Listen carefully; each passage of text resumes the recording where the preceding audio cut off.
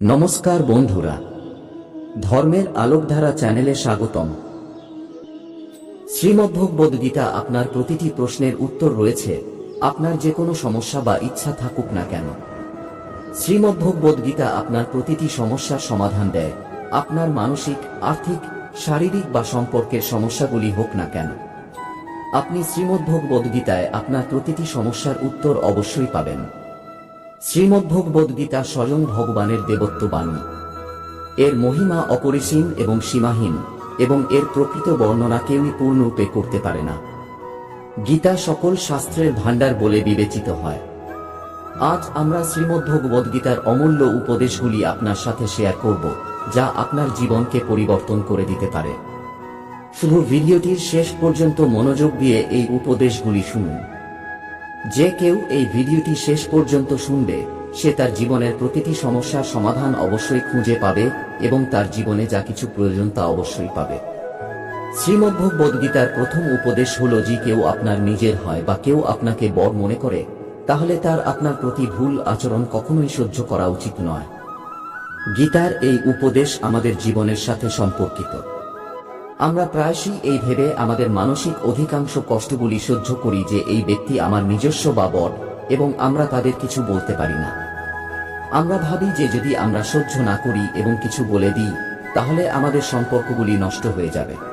কিন্তু চিন্তার বিষয় হল, কিভাবে আপনি সেই ব্যক্তিকে আপনার নিজস্ব মনে করতে পারেন, যে আপনার কষ্টের কারণ। যে আমাদের কষ্ট দূর করে, সে আমাদের নিজস্ব। গীতার উপদেশ হল, কাউকে আপনার সুবিধা নিতে বা আপনাকে নির্যাতন করতে দেবেন না, কারণ যত বেশি আপনি সহ্য করবেন, তত বেশি লোক আপনাকে সহ্য করতে বাধ্য করবে। গীতার প্রথম অধ্যায়, যার নাম অর্জুন বিষাদ যোগ, এবং দ্বিতীয় অধ্যায়, যার নাম সাংখ্য যোগ, শুরুতেই অর্জুন তার দুঃখ শ্রীকৃষ্ণের সামনে প্রকাশ করেছেন। বলেছেন, হে কেশব, আমি কিভাবে কৌরবদের সাথে যুদ্ধ করতে পারি? তারা তো আমার নিজস্ব। আমি কিভাবে পিতামহ ভীষ্ম এবং গুরু দ্রোণাচার্যের সাথে যুদ্ধ করব, যেহেতু তারা আমার পূজনীয়? তাদের মেরে ফেলার চেয়ে ভিক্ষা করে জীবন ধারণ করা ভালো। আমি যাদের সাথে যুদ্ধ করতে যাচ্ছি, তারা সবাই ধৃতরাষ্ট্রের পুত্র, আমার ভাই, আমার নিজস্ব। তাদের মেরে ফেলার চেয়ে সন্ন্যাসী হওয়া ভালো। শ্রীকৃষ্ণ অর্জুনকে বললেন, এখানে কে আপনার নিজস্ব এবং কে পর? যে অধর্ম করে, তার সাথে যুদ্ধ করা আপনাকে মোক্ষ ও মুক্তি দেবে। আপনার মন থেকে এই মোহ ত্যাগ করুন, তাহলে সারা জগৎ তোমার নিন্দাই করবে, তোমাকে কাপুরুষ বলবে, এবং বিষয়টা আপন করায় নয়, ধর্ম ও অধর্মের নয়, সঠিক ও ভুলের। যদি তুমি ভুলকে সহ্য করো এবং তা শেষ না করো, তবে ভুলকারীদের আরো শক্তি পাবে এবং আরো বেশি ভুল করবে। তাই নিজের মোহ ত্যাগ করে তুমি যুদ্ধ করো। মহাভারতের আরেকটি গল্প আছে, যখন অর্জুনের পুত্র অভিমন্যু যুদ্ধক্ষেত্রে মারা যায়, তখন অর্জুন খুব দুঃখিত হন এবং কাঁদতে থাকেন। তিনি শ্রীকৃষ্ণকে বলেন যে তিনি এই দুঃখ সহ্য করতে পারবেন না, নিজেকে শেষ করে ফেলবেন। তখন শ্রীকৃষ্ণ অর্জুনকে আত্মাদের লোকের কাছে নিয়ে যান, যেখানে অভিমন্যু আনন্দে বসেছিলেন। কারণ তিনি ক্ষত্রিয়ের মতো আচরণ করেছিলেন, তাই তিনি উত্তম পদে পৌঁছান। যখন অর্জুন কাঁদতে কাঁদতে অভিমন্যুর কাছে যান, তখন তাকে দেখে খুব আনন্দিত হন এবং তাকে জড়িয়ে ধরে বলেন, পুত্র, আমি তোমার বিনা বাঁচতে পারি না। আমি আমার জীবনের আশা ত্যাগ করেছি। তখন অভিমন্যু বলেন, আপনি কে? অর্জুন বলেন, আমি তোমার পিতা, তুমি আমার পুত্র অভিমন্যু। তখন অভিমন্যু বলেন, কে পিতা, কে পুত্র?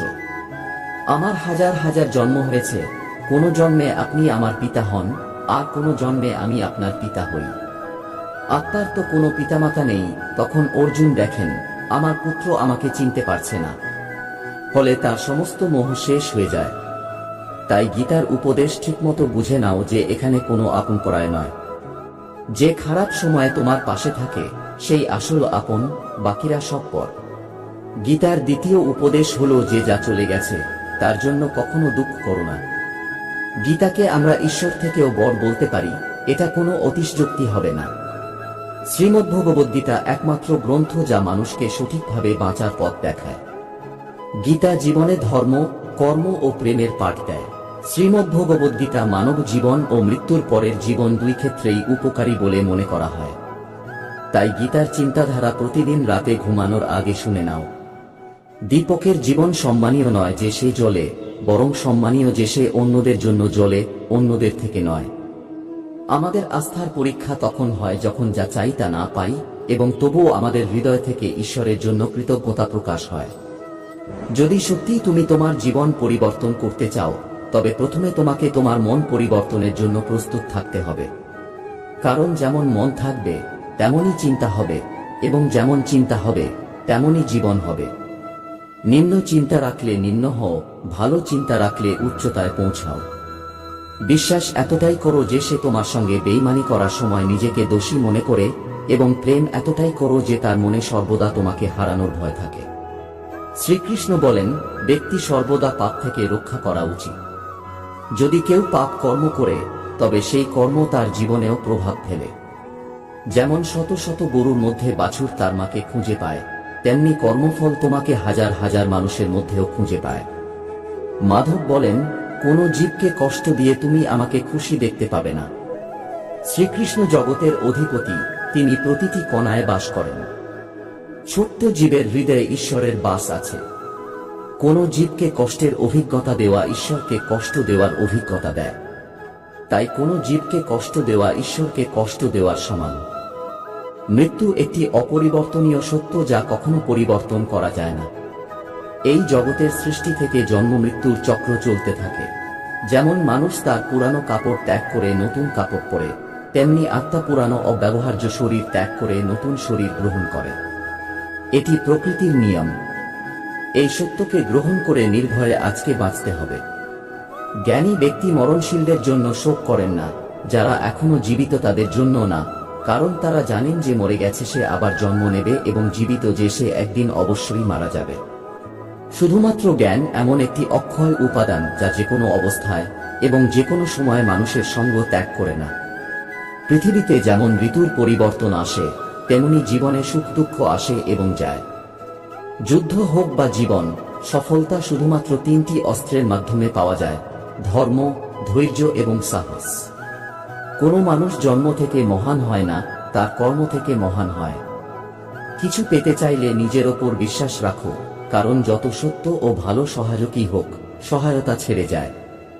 বন্ধু গরিব হোক বা ধনী তা গুরুত্বপূর্ণ নয়, বরং খারাপ সময় তোমার পাশে কতটা থাকে তা গুরুত্বপূর্ণ। ধর্ম যাই হোক, ভালো মানুষ হও, তোমার কর্মের হিসাব হবে, ধর্মের নয়। সুখের জন্য কাজ করলে সুখ পাবে না, কিন্তু সুখ নিয়ে কাজ করলে অবশ্যই সুখ পাবে। যখন তুমি অন্যদের জন্য ভালো চাইবে, তখন ভালো জিনিস তোমার জীবনে ফিরে আসবে। এটাই প্রকৃতির নিয়ম। তোমার মূল্য নির্ধারণ হয় না তুমি কি, বরং তোমার নিজেকে কি বানানোর ক্ষমতা রয়েছে তা থেকে। হাসি খুশি মন এবং হাসি খুশি মুখই সত্যিকারের সম্পত্তি। মানুষ সবসময় তার ভাগ্যকে দোষারোপ করে, যদিও সে জানে ভাগ্যের থেকেও আমাদের কর্ম উচ্চ। মাঝে মাঝে মনে হয় ভালো কাজ করেও ভালো ফল পাওয়া যায় না, এবং ঈশ্বর সব দুঃখ আমাদের ঝুলিতে দেয়। কিন্তু তা নয়। যখন ভালো কাজ করো, তা ঈশ্বরের প্রতি সমর্পণ করো এবং মনে কোনো অনুভূতি রেখো না। পৃথিবীতে সবকিছু শেষ পর্যন্ত, তাই পাপ ও পুণ্য শেষ পর্যন্ত পৌঁছে যায়। তবে পাপ ও পুণ্যের মধ্যে কিছু পার্থক্য আছে। পুণ্যের ফল যদি আমরা না চাই, তবে সেই ফল প্রত্যাখ্যান করার স্বাধীনতা আমাদের আছে। তাই যা কিছু ভালো কাজ করি, শেষে ঈশ্বরকে সমর্পণ করি। কিন্তু এই প্রশ্ন ওঠে, ঈশ্বর গ্রহণ করবেন কিনা? অবশ্যই গ্রহণ করবেন, কারণ ঈশ্বর নিজেই। গীতায় অর্জুনকে বলা হয়েছে, হে কুন্তিপুত্র, তুমি যা কিছু করো, যা কিছু খাও, পবিত্র যজ্ঞ অগ্নিতে যা কিছু অর্ঘ্য দাও, যা কিছু দান করো বা যা কিছু তপস্যা করো, তা আমাকে অর্পণ করে করো। এইভাবে আমরা যাই করি, তা ঈশ্বরকে সমর্পণ করার মনোভাব নিয়ে করা উচিত। এতে আমরা যা কিছু পুণ্য কর্ম করি, ঈশ্বরকে সঙ্গে রেখে সবার কল্যাণের অনুভূতি নিয়ে করি এবং ঈশ্বরকে সমর্পণ করে দেব, যাতে পুণ্যের অহংকার না হয়। দেখো, পাপ হলো লোহার শিকল, আর পুণ্য হলো সোনার শিকল। লোহার শিকল থেকে মুক্তি পাওয়ার আকাঙ্ক্ষা মানুষ করে, কিন্তু সোনার শিকলে বাধা থাকলে সেই শিকল তাকে প্রিয় মনে হতে থাকে। তাই গীতায় শ্রীকৃষ্ণ বলেছেন যে পুণ্য কর্ম আমাকে সমর্পণ করো, আমি সেই পুণ্যের শিকলে বাধা থাকতে চাই না। কিন্তু পাপ কর্মের ক্ষেত্রে তার ফল ভোগ করতেই হয়। রামচরিত মানসে নিষাদ রাজগুহকে রামজির প্রেম অর্থাৎ ভক্তি লাভ হয়েছিল। যখন রাম গঙ্গা পার করতে গিয়ে কেবটকে নেমে যাওয়ার জন্য বললেন, তখন কেবট বিনীতভাবে তা গ্রহণ করতে অস্বীকৃতি জানাল। কিন্তু রাম তাকে খালি হাতে ফেরত পাঠালেন না। তিনি কেবটকে বিশুদ্ধ ভক্তির আশীর্বাদ প্রদান করে সম্মানিত করেছিলেন। ভক্তি এমন একটি জিনিস যা সাধনার মাধ্যমে অর্জন করা যায় না, এটি ঈশ্বরের কৃপায় পাওয়া যায়। মহাদেবও রামচরিত মানসে ভক্তি চেয়ে বলেন, বারবার ভিক্ষা চাই, আনন্দ দাও, শ্রীরঙ্গ পদের লোটাসের সান্নিধ্য দাও। সদা সপঙ্গ ভক্তি একমাত্র যা ঈশ্বর খুশি হন তাকে প্রদান করা হয়। গুজরাতি সাহিত্যের প্রাচীন কবি নরসিংহ মেহতা বলেছেন, ভূমিতে ভক্তি হল এক অমূল্য জিনিস, ব্রহ্মলোকে নেই, এটি প্রেমের পদার্থ যা ভক্তি। আমি বলি, যেমন আপনি আপনার দেশের মুদ্রাকে অন্য দেশের মুদ্রায় রূপান্তরিত করেন, তেমনি পুণ্যকে রূপান্তরিত করুন। ঈশ্বরের প্রেমে একটি আয়না কখনই নিজের মূল্য পরিবর্তন করে না, তা 2 টুকরা বা 1000 টুকরা হোক। সুতরাং নিজের প্রকৃত আচরণ কখনই পরিবর্তন করবেন না, যদিও পরিস্থিতি যাই হোক। যখন পরিস্থিতি আমাদের নিয়ন্ত্রণে না থাকে, তখন মনের অবস্থান পরিবর্তন করে দেখুন, সবকিছু হয়তো না হলেও অনেক কিছু আপনার অনুকূলে চলে আসবে। গাছের নিচে রাখা ঈশ্বরের ভাঙ্গা মূর্তি দেখে বোঝা যায় যে পরিস্থিতি যেমনই হোক, কখনো নিজেকে ভাঙতে দেবেন না। যদি পৃথিবী ভাঙলে ঈশ্বরকে বাড়ি থেকে বের করে দিতে পারে, তবে আমাদের মূল্যই কি? পানি যদি শক্ত করে ধরেন, তাহলে তা হাত থেকে পড়ে যাবে, তাকে চলতে দিন, সে নিজেই তার পথ তৈরি করবে। যখন পরিস্থিতি বোঝা যায় না, তখন যা ঘটছে তা শান্তভাবে ও নিরপেক্ষভাবে পর্যবেক্ষণ করুন। সময় এলে জীবন নিজেই পথ তৈরি করবে। কঠিন পরিস্থিতিতে মনের শান্তি বজায় রাখা প্রয়োজন। তখন সবকিছু বিপরীত হয়। আপনি যদি হঠাৎ আগুন লেগে যাওয়ার পরিস্থিতি দেখেন, আপনি কি করবেন? কিভাবে নিভাবেন? আপনি বলবেন, এমন পরিস্থিতির জন্য আগে থেকেই প্রস্তুতি থাকবে। এটি সঠিক, সব জায়গায় এমন পরিস্থিতির মোকাবিলা করার জন্য কিছু প্রস্তুতি আগে থেকেই থাকে। তবে আগুন লাগলে খোঁড়ার মতো হঠাৎ কঠিন পরিস্থিতিতে মনকে শান্ত করা যায় না। যদিও কতই না মোটিভেশনাল বক্তৃতা শুনুন বা ভিডিও দেখুন, ভক্তিভজন করুন, মন শান্ত হবে না। যদি আগে থেকেই মনকে ইতিবাচক চিন্তা, আধ্যাত্মিকতা এবং সচ্চা ভক্তিতে লাগানো থাকে, অথবা মনকে গভীরভাবে ধ্যানের মাধ্যমে সুষ্ঠু করা হয়। সুন্দর মানুষের সংস্পর্শে থাকলে মনে কঠিন সময়ে শান্তি আসতে পারে, আর না হলে পুরনো প্রবাদ অনুসারে আগুন লাগলে কুয়া খোঁড়া হয় না। তাই যখন জীবন স্বাভাবিকভাবে চলছে এবং শরীর সুস্থ, তখন থেকেই মনের শান্তির পথে মনোযোগ দিন, যাতে কঠিন সময়ে আপনার মস্তিষ্ক স্থিতিশীল থাকে এবং খারাপ সময় ভালোভাবে পরিচালিত করতে পারেন। যারা কঠিন পরিস্থিতিতে হাত পা গুটিয়ে বসে থাকে, তাদের মস্তিষ্ক শান্ত থাকে না এবং তারা তাদের অবস্থার পরিবর্তন করতে পারে না। কাজ করার মাধ্যমে খারাপ চিন্তা মনের মধ্যে আসবে না, বরং আপনি কিছু পাবেন। যদি কিছু খারাপ ঘটে, তাহলে অভিজ্ঞতা হয়, অন্যথায় সফলতা দেখার সুযোগ আসে। যখন পরিস্থিতি বিপরীত হয়, তখন গভীর শ্বাস নেওয়ার চেষ্টা করুন। আপনার সমস্ত মনোযোগ চারপাশের খারাপ দিক থেকে সরিয়ে শ্বাসে কেন্দ্রীভূত হবে। পানির ছোট ছোট ঢোক পানের চেষ্টা করুন, কিছু মনপসন্দ কাজ করুন। খালি মস্তিষ্ক শয়তানের বাসস্থান। সময় বিশ্বাস রাখুন, আজ পর্যন্ত এমন কোন রাত আসেনি যা সকাল আসেনি। বনাঞ্চলে বৃহত্তম আগুনও একদিন শান্ত হয়ে যায়। কিছু নতুন শেখার চেষ্টা করুন, এই পরিস্থিতির উপহার আপনাকে সব সময় মনে থাকবে। আত্মনিরীক্ষার এই সময়, যখন দরজা খুলতে শুরু করে, তখন দৌড় শুরু হয়। মনে রাখবেন, ঈশ্বর আপনাকে সবচেয়ে কঠিন ভূমিকার জন্য চয়ন করেছেন। প্রতিটি ঘটনার পিছনে প্রকৃতির উদ্দেশ্য থাকে। সুখে সবাই আপনার সঙ্গে থাকে, কিন্তু দুঃখে কেউ আসে না। কখনো কখনো আমরা দুঃখে একা মনে করি, কিন্তু ঈশ্বর তো আমাদের আশেপাশে আছেন। আমাদের শক্তিকে চিনতে পারা জরুরি। একবার ফুরসত সময় বের করে তাকে হৃদয় দিয়ে স্মরণ করুন, তিনি আপনাকে সাহায্য করতে আসবেন। দুঃখের মধ্যে হাল ছেড়ে দেবেন না। আপনার জীবন কেন এত সংগ্রামপূর্ণ তা ভাবুন। মানুষেরা বলে, পুরানো কর্মের ফলেই এত দুঃখ এসেছে। কিন্তু আপনি নির্বাচিত ঈশ্বর দ্বারা। আপনার মধ্যে এত ক্ষমতা আছে যে আপনি প্রতিটি কষ্ট ও বিপরীত পরিস্থিতি সহ্য করতে পারেন। অনেক সময় আমরা ভাবি, এখন অনেক হয়েছে, আর না। জীবনের লক্ষ্য নির্ধারণ করুন, কারণ লক্ষ্যহীন জীবন মূল্যহীন। লক্ষ্য থাকা মানে দিক ও উদ্দীপনা পাওয়া। শত্রুতা, ঈর্ষা, ক্রোধ এসব ক্ষতিকর গুণাবলী যা আপনার অগ্রগতিতে বাধা দেয়। এগুলো থেকে দূরে থাকুন।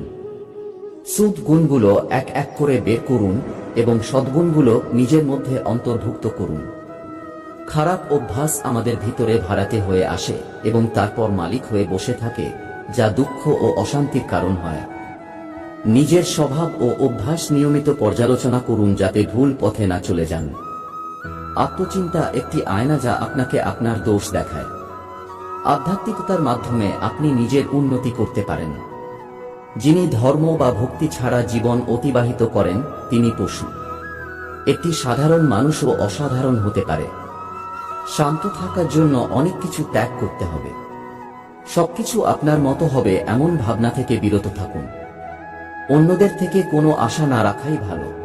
যখন আপনি কারো কাছে আশা রাখেন এবং তা পূরণ হয় না, তখন দুঃখ হয়, মন অশান্ত হয় এবং কিছু ভালো লাগে না। অন্যদের কাজ কেন, কিভাবে এসব সম্পর্কে বেশি চিন্তা করবেন না। নিজের ধর্ম অনুযায়ী ঈশ্বরের প্রতি মনোযোগ দিন। যা আছে তাতে সন্তুষ্ট থাকতে শিখুন। প্রকৃতির কাছে থাকতে থাকলে আপনি নিজের মধ্যে শান্তি অনুভব করবেন। নদী বা পাহাড়ে যাওয়া বা ধ্যানের মাধ্যমে শান্তি পাওয়া যেতে পারে। মনে রাখা দরকার, মন চিন্তা করার মাধ্যমে আমাদের প্রতিটি সমস্যার সমাধান করবে না। জীবনের অনেক সময় চিন্তা করে চিন্তিত হওয়ার মধ্যেই চলে যায়। শ্রীকৃষ্ণ বলেছেন যে মনের স্বভাব পরিবর্তন করা কঠিন হতে পারে, কিন্তু অসম্ভব নয়। যেমন আপনি একটি কাককে বলতে পারবেন না যে সে কাক কাক করা বন্ধ করে দিক, তেমনি আপনি আপনার মনকে নিয়ন্ত্রণ করতে পারবেন না।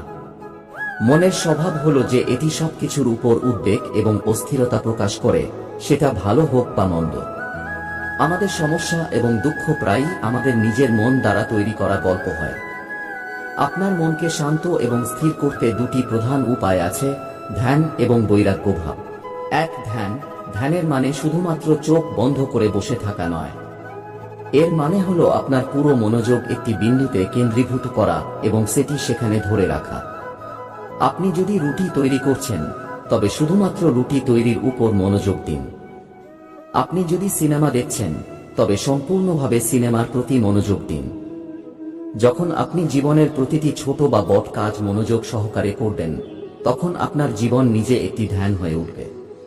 এমন জীবন শান্তি, স্থিরতা, সাহস এবং সাফল্যে পরিপূর্ণ। 2, বৈরাগ্য ভাব। বৈরাগ্যের অর্থ হলো যে আপনি সবকিছু ছেড়ে গিয়ে জঙ্গলে চলে যাবেন না। প্রকৃত বৈরাগ্য হলো যে আপনি যা কিছু করছেন তার ফলাফল নিয়ে চিন্তা করবেন না। আপনার কাজটি সম্পূর্ণ সততার সাথে করুন এবং ফলের চিন্তা ছেড়ে দিন। এই উপায়গুলো অনুসরণ করে আপনি আপনার মনকে অধিক শান্ত এবং স্থির করতে পারবেন এবং জীবনকে ভালোভাবে উপভোগ করতে পারবেন। দেখার জন্য ধন্যবাদ। আমাদের চ্যানেলটি সাবস্ক্রাইব করুন এবং খুশি থাকুন। হরে কৃষ্ণ।